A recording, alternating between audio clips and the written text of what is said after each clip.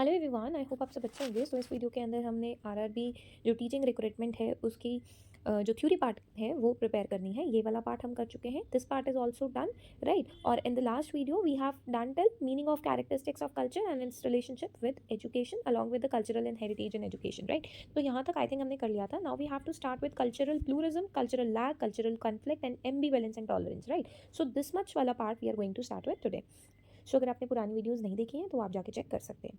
ओ yes, Indian culture heritage भी नहीं हमने किया है इन the last video. So let's start with the Indian culture heritage and education. देखो, जो हमारा कल्चर है ना वो बहुत ही ज़्यादा रिच है। तरह तरह की लैंग्वेजेस बोली जाती हैं, राइट। रिलीजन्स है, ट्रेडिशंस है, फिलोसफीज़ है। ये जो डाइवर्सिटी है, यानी ये जो वेराइटी है, ये हमारी एजुकेशन को बहुत सारे वेज में क्या कर रही है, इन्फ्लुएंस कर रही है, राइट। एजुकेशन हेल्प करती है कल्चरल वैल्यूज़, बिलीफ और ट्रेडिशन को पास करने में। एंड स्कूल कॉलेजेस में ऐसे लेसन्स होते हैं जैसे कि आर्ट में, हिस्ट्री में, जो कि बच्चे को मोरल वैल्यू सिखाते हैं to teach students about India का कल्चर और इंडिया का हेरिटेज। जब हम प्रमोट करते हैं by promoting respect for all culture, जिसके अंदर हम पढ़ाते हैं कि हर कल्चर का सम्मान होना चाहिए, और एजुकेशन हमें यूनाइटेड और हार्मोनाइज्ड रहना सिखाती है। So the next topic which is in your syllabus is cultural pluralism. ठीक है, आप देख सकते हैं यहाँ पर हमारा ये रहा, this is cultural pluralism, right. So cultural pluralism का मतलब ये होता है कि different culture groups live together peacefully. बहुत सारे कल्चर के लोग हैं, वो एक सोसाइटी में या एक जगह पे मिलके मिलजुल के काम कर रहे हैं और अपनी यूनिक आइडेंटिटी को भी मेंटेन कर रहे हैं। ऐसा नहीं है कि वो अपनी आइडेंटिटी को छोड़ देंगे या दूसरे का कल्चर पूरी तरह का तरीके से फॉलो करेंगे। They are respecting each other, right, the diverse variety. And like India की अगर हम बात करें तो इंडिया में क्या है, कल्चर प्लूरिज्म। जैसे इंग्लिश में हम बोलते हैं ना प्लूरल, तो प्लूरल मतलब बहुत ज़्यादा, जिसके अंदर जो पीपल हैं they are maintaining their unique identities. और इंडियन एजुकेशन के अंदर तरह तरह के डाइवर्स क्लासरूम है, जिस क्लासरूम में आपको Hindu, Muslim, Sikh, Christian, right, different type के रिलीजन के लोग, कल्चर के लोग, लैंग्वेजेस बोलने वाले आपको मिल जाएंगे। उसके साथ साथ ऐसा करिकुलम हमारी इंडिया में चलता है, एनईपी बोलती है कि हमें ऐसा सिलेबस बनाना चाहिए जिसमें सारे कल्चर को फेयरली चांस दिया जाए। ठीक है, उसके साथ साथ टीचर की ट्रेनिंग। आपको पता है कि एनईपी के अकॉर्डिंग ही हर टीचर को 50 घंटे की ट्रेनिंग लगानी ज़रूरी है। उस 50 घंटे की ट्रेनिंग के अंदर ऑनलाइन और ऑफलाइन ट्रेनिंग रहती है उसकी, चाहे वो 25 ऑनलाइन लगाए चाहे वो 25 ऑफलाइन लगाए, राइट। और टीचर को उन ट्रेनिंग्स के अंदर भी यही सिखाया जाता है that they should learn to respect diverse classroom, जिसमें तरह तरह के बच्चे आके पढ़ रहे हैं। Then comes to equal policies. Equal policies ये बताता है कि जो रूल्स हैं स्कूल्स के अंदर वो हमेशा ऐसे होने चाहिए जो सबके लिए फेयर डिसीजन लेकर आए और किसी के साथ भी डिस्क्रिमिनेशन नहीं हो। इसीलिए हम लोग सी टेट में, एच टेट में क्या पढ़ते हैं, इंक्लूसिव एजुकेशन पढ़ते हैं। इंक्लूसिव एजुकेशन कहता है कि हर एक पर्सन को अधिकार है पढ़ने का। और हमारी इंडियन गवर्नमेंट तो ये बोलती है कि 6 to 14 ईयर्स को तो फ्री में आप क्या कर सकते हैं, एजुकेशन ले सकते हैं, राइट। अगर आप मार्जिनलाइज ग्रुप से बिलोंग करते हैं या फिर अगर किसी पर्सन को डिसेबिलिटी है तो वो 18 ईयर्स तक फ्री में पढ़ सकता है। Indian government provides free education, right. By promoting culture pluralism, school help करता है बच्चों को कि वो एक दूसरे के डिफरेंसेस को भी अप्रिशिएट करें। Now comes to cultural lag, right. आपको पता है कि अगर प्लूरिज्म है तो लैग भी कहीं ना कहीं तो आएगा। तो when society traditions values don't keep up with modern changes with new technologies. अब क्या हो रहा है कि जैसे फॉर एग्जाम्पल राजस्थान है, ठीक है, वहाँ का कल्चर अलग है, ठीक है, हरियाणा का कल्चर अलग है, और लेट्स से हिमाचल का कल्चर अलग है, राइट। बट अब क्या हुआ कि इन सोसाइटी ट्रेडिशंस ने, वैल्यूज़ ने मॉडर्न चेंजेस को नहीं अपनाया, टेक्नोलॉजीज को नहीं अपनाया, तो तब क्या आ जाएगा, एक कल्चरल लैग आ जाएगा। In education this can be seen when teachers are not train to new digital tools, क्योंकि टाइम के साथ साथ आपको नए नए तरीके को अपना लेना चाहिए, इवॉल्व होना चाहिए for the betterment of everyone. ठीक है, पर इसका मतलब ये नहीं है कि अपने कल्चर को छोड़ देना चाहिए, बिल्कुल ही छोड़ देना चाहिए।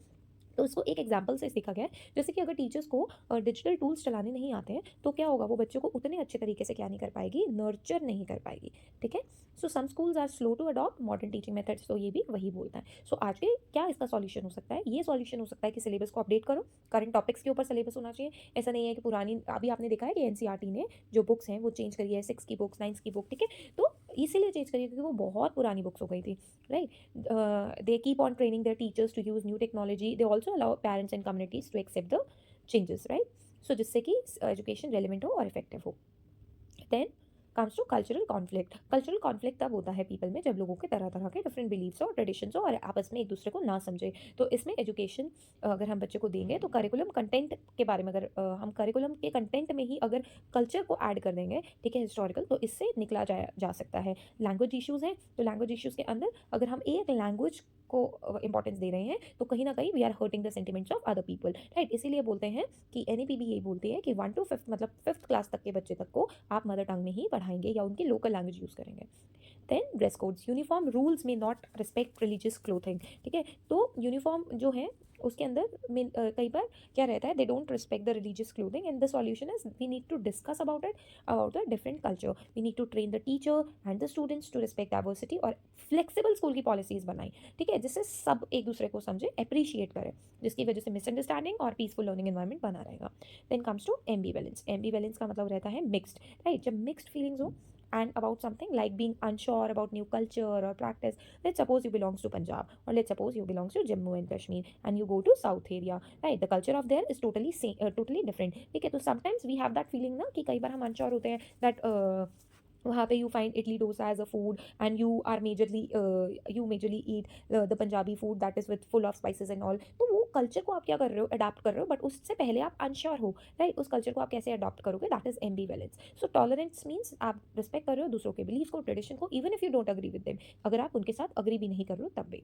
स्कूल में टॉलरेंस कैसे सिखाई जाती है, bye including the lessons about different cultures and religions, encourage करना स्टूडेंट्स की थिंक करे क्रिटिकली, और स्टीरियोटाइप्स को बिल्कुल भी ध्यान ना दे, और ऐसा कोई भी स्टीरियोटाइप ना बनाए किसी भी कल्चर के बारे में, रिलीजन, ट्रेडिशन, किसी भी इन चीज़ों के बारे में। बार बार कल्चरल फेस्टिवल्स होते रहे, एक्सचेंज प्रोग्राम्स होते रहे। आपने देखा होगा कि ना जनरली स्कूल्स में क्या रहता है, इनक्रेडिबल इंडिया के ऊपर हमेशा एनुअल फंक्शन हो ही चुका होता है, जिसके अंदर इंडिया के कल्चर, तरह तरह के सारे स्टेट्स को इंक्लूड किया जाता है, उनके डांसेस, उनके म्यूजिक ऐड किए जाते हैं, क्यों, राइट, इसीलिए इंडियन गवर्नमेंट एक चीज़ और ऐड करी है, ये भी आपके पेपर के लिए इंपॉर्टेंट है, एक भारत, ठीक है, मे बी आपको नाम पता हो, श्रेष्ठ भारत, ठीक है, इसके अंदर भी हर एक स्टेट को दूसरे स्टेट के साथ क्या कर रखा है, कंपाइल किया है इस तरीके से कि जब हम बच्चे को सिखा रहे हैं तो बच्चा अपने स्टेट के साथ साथ दूसरे स्टेट की नॉलेज भी गेन कर ले, और हर साल वो स्टेट चेंज हो जाता है। जैसे अगर मैं बोल रही हूँ हरियाणा, इस साल हरियाणा और तेलंगाना है, या आई थिंक तेलंगाना या मणिपुर है, आप एक बार चेक करिएगा, तो बच्चा एक बार इसके बारे में पढ़ेगा, अगले बार अरुणाचल के बारे में पढ़ेगा, अगर बच्चा हरियाणा से बिलोंग करता है, तो इसी तरीके से